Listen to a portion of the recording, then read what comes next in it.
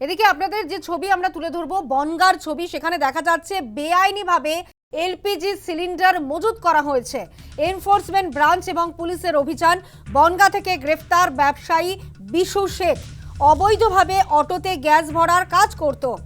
17 ফাঁকা এবং একটি ভর্তি সিলিন্ডার উদ্ধার করেছে পুলিশ। বনগাঁ থেকে গ্রেফতার করা হয়েছে ব্যবসায়ী বিশু শেখকে। বেআইনিভাবে এলপিজি সিলিন্ডার মজুত করার অভিযোগেই তাকে গ্রেফতার করেছে পুলিশ। এনফোর্সমেন্ট ব্রাঞ্চ এবং পুলিশ অভিযান চালায়। বনগাঁ থেকে গ্রেফতার করা হয় ব্যবসায়ী বিশু শেখকে।